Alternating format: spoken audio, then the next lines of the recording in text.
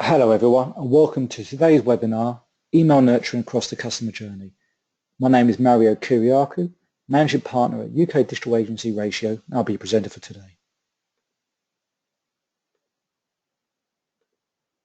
But a little something about Ratio. Ratio are a UK digital agency.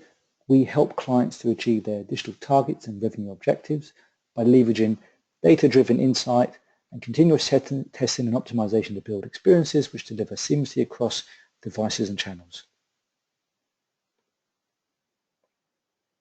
So what is lead nurturing? Well, in a nutshell, it's the ability to build deeper relationships with your audience at each stage of the buyer journey. It's about moving away from batch and blast email. It's about understanding that your consumers are looking to engage with you over time, and that over time they have different requirements, from initial engagement with your organization, from completing a form or sign up for a newsletter, or just inquiring about your services, to the point where they become a customer and their requirements change. So it's about deepening that relationship over time in order to build that relevancy for your product and offering in the mind's eye of the consumer, and to keep them coming back.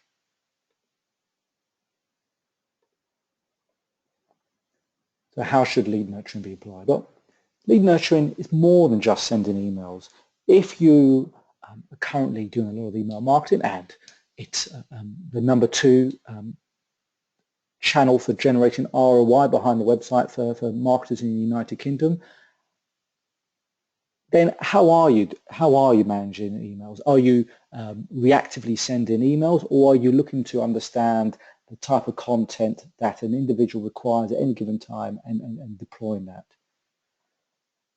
Because it's about using email intelligently. It's about moving away from batch and blast to understand what your audience wants, and moving towards a model of delivering highly targeted, highly segmented content and data based on what you know about them, based on the content they've looked at, based on their needs and requirements, and looking to meet these needs and requirements.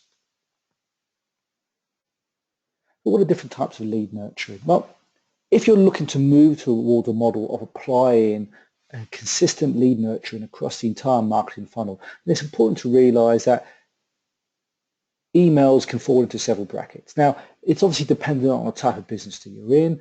A not-for-profit business will have different types of way it wants to engage with its audience, opposed to a bank.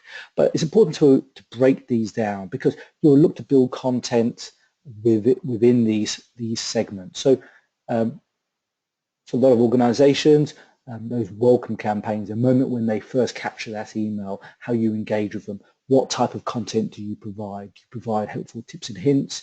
Do you look to provide value add for the customer? Do you provide case studies in order to convince them that your product and service is right for them and solves their problems? Ask yourself, when customers currently on board with you, what do you do? Do you do nothing? Do you send one email? Do you look to build a consistent relationship? And it's important to understand the type of information that a customer wants at that onboarding stage, and because then you can look to build out the content, from helpful tips to user onboarding guides to get your customer using your product as quickly as possible, to best practice on how to leverage your product to solve their problems, and helping guidance. There's many things. And the ongoing nurturing phase. So you may send out welcome emails. You may have an automatic onboarding email that goes out to new customers. But what about over the longer term? Is your database just building and you're just using it every now and then to promote campaigns? If not, look at a way of how do you consistently nurture that audience by providing relevant information, from newsletters, educational content, and product service updates. And again, as the presentation goes further along, we'll talk about how it's not just about nurturing with the right type of content. It's about identifying and segmenting your audience, understanding what content specific individuals want, and matching your content with those individuals. Do you look to provide nurturing and email content around product and service engagement? And a big one for customers is how do you use email nurturing to upsell existing customers, to cross-sell additional products, or to retain and reduce churn by keeping them engaged and building relationships by letting them know about latest products, benefits, new releases and promotions. Again, to successfully manage that post-customer relationship, it's obviously important to understand what data do you hold on customers, so you can leverage that data to extract actionable insights, so you can make sure you can send the right information. So moving away from spamming to being really targeted and segmented with your email marketing. But why bother? Why is email nurturing key for growth? Well, from a sales point of view, it's important to bear in mind that lead nurturing directly impacts the sales teams for organizations. It allows sales to close leads faster and be more efficient with their time. If anyone's ever spoken to sales, realize the pressures they're under to just close, close, close. A successful lead nurturing campaign can help sales teams be more successful and obviously directly support marketing's efforts to increase conversions by identifying warmer leads, prioritizing leads, enabling sales really to be a bit more efficient. But lead nurturing is also about creating loyal customers. Customers engage with your brand for a reason. They're interested in your content, your product solves a problem, they were happy to become a customer.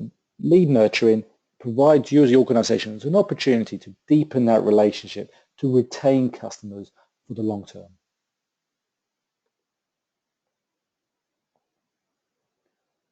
But when looking to apply email nurturing to your own organization, ask yourself, what does the customer want from you? Because ultimately, you want to design an email nurturing program which is customer first, that looks at it from the customer's point of view and says what does the customer want from you in terms of content and information. Because customers want to be kept notified. They became a customer of your company for a reason. They sign up for your newsletter for a reason. Now, that's not an invitation to just send, but they want to be notified. But they want to be notified with information that's relevant to them. So obviously, you require deep understanding of what does the customer really want to be kept notified of. They want to be informed. Customers want to be valued. And they want to discover more and relevant information. And a successful lead nurturing program, when done correctly, can tick all four boxes. But let's not forget that email nurturing is not just about the customer. Yes, it is. Obviously, you design an email nurturing program to successfully engage with your audience, to deepen that relationship, and obviously to increase sales for the long term. But it's also about supporting your internal stakeholders, your internal market, your sales team. A successful email nurturing program should support both external customers and your internal sales teams, because email nurturing allows sales to prioritize their leads. If you're generating 1,000 leads a month, it's difficult for sales to know which of their 1,000 leads they should spend their time on. So it allows them to focus on the 5-10% of warmer leads. You can look to apply lead scoring, so you can have a variation of quality of leads for your sales team from hot to warm to cold. And you can score leads, that when leads hit a certain score, they're flipped over to your sales team. And also you can look to provide in-depth information around how users and customers are engaging with your content. So your sales conversations can happen with context. So they're not starting from anew. They are relevant, they're consistent, and all you're doing is managing the transition from online to that offline conversation. It allows sales to improve their close rates by focusing on the leads where the customer has engaged with you sufficiently to hit a certain score. So it allows them to prioritize their time and focus on closing. Successful lead nurturing can look to decrease your sales cycle over the long term. By focusing your time more efficiently on warmer leads, it means you're focusing on leads more likely to close quicker and therefore decreasing your sales cycle. And obviously it will indirectly and directly support your improving lead velocity. So getting those leads much faster through the marketing and sales funnel. So how should you go about planning a nurturing strategy for your own? Well, it's important to note, as we talked about earlier, about different types of email nurturing, from onboarding emails, welcome emails, to renewals and upselling, and different type of content that goes into it. It's important to map your end customers to your customer journey, to your funnel, to your marketing funnel. It's important to break them down into at least two segments: prospects and existing customers, because they have very different content requirements. A prospect is not an existing customer, obviously. They're perhaps at the awareness stage, just beginning to interact with your customer, with your brand. Perhaps they've signed up for a newsletter. They're still trying to validate whether your product or solution is going to solve their problem. So for your prospects, it's important to identify what content is relevant for them, what information is going to help them make a decision. And for your existing customers, define how you can add value to existing customers. Once someone becomes an existing customer, you shouldn't forget about them.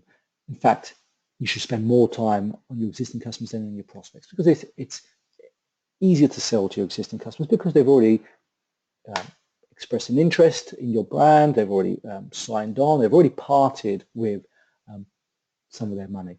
And what you're looking to do is to deepen that relationship. So ask yourself, how can we identify the content that will help and resonate with them? Is it about providing content which enables them to successfully leverage and use your tool, product, or service? Do you need to provide content around the general ecosystem around the service or product you offer? The important thing is to identify what content can help make your customer more successful.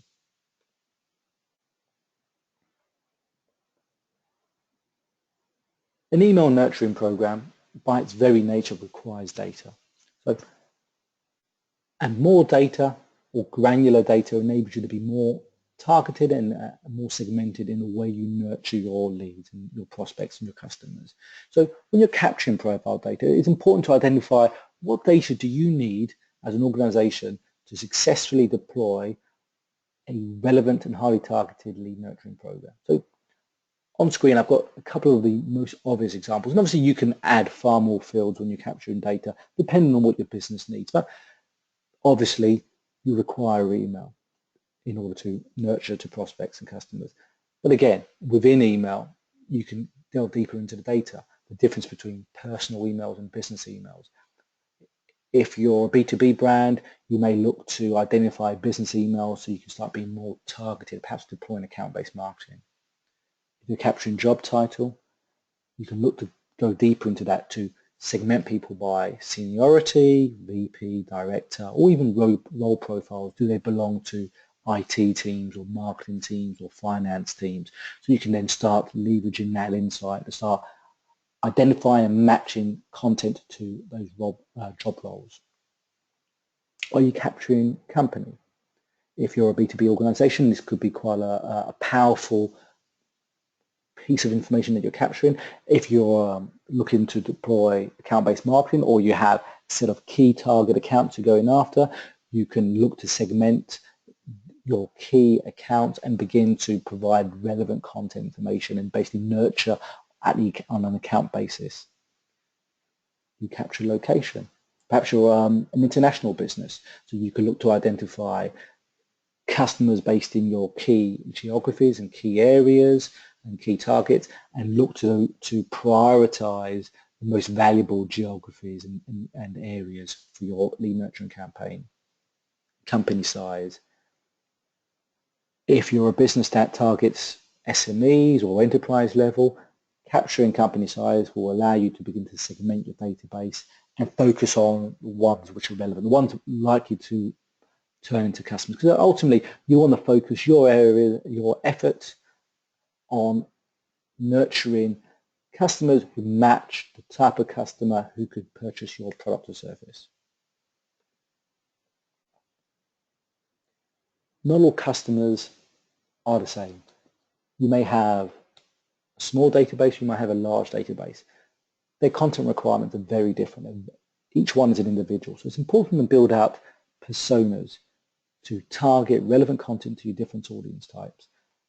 To start taking on a persona-based approach to content creation is basically looking at identifying who within your target market is interested and also in a position to make a decision about your product and creating content for those individuals. But what can we nurture against? Well, there's multiple trigger points we can use to nurture. If you're using an automation system, which I highly recommend if you're looking to apply lead nurturing at scale, we do a lot of work with customers using tools such as Sitecore Automation, Eloqua, Marketo. The important thing is if you're looking to use an automation system, it's to identify what are the key trigger points that you can look to nurture against. For example, content consumed. Do you want to build out deep engagement plans based on retargeting content to users based on the content they've looked at or consumed? Perhaps time lapse, perhaps you're looking to bring them back into the marketing funnel after having not engaged with you for a period of time. You can look to nurture, depending on where people are in your marketing funnel. You can look to nurture against lead score, again to increase that lead velocity, against CRM updates, number of visits, and many, many more. But down to the nitty-gritty. Well, I always love this example. When you're looking to build out your lead nurturing program, it's important to begin to map out and sketch what that program will look like. What does that nurture program look like? Then you'll look to translate it into an automation software system for execution. But map out, and again, it's about mapping out your lead nurturing funnel against that marketing funnel, from visitor from initial visit to prospect to data capture to become an existing customer and how you engage with them afterwards, and matching up the type of emails that you require at each stage and then drilling down into what content you need. So it's a good exercise to start with. And then obviously you need them to translate that into your automation system. So the above screenshot on screen is an example from Sitecore's engagement automation, so their automation platform. And again, you can see how your sketched out plan, you can begin to build it out within an automation system and then execute it, automate it, scale it. It's very difficult for an individual marketer to run a large nurturing program because it's difficult as an individual to manually create all those emails and manage the process. So using an automation system allows you to scale. Then you can then delve deep into the data and test and automate and improve over time. Well, that brings us to the end of today's webinar.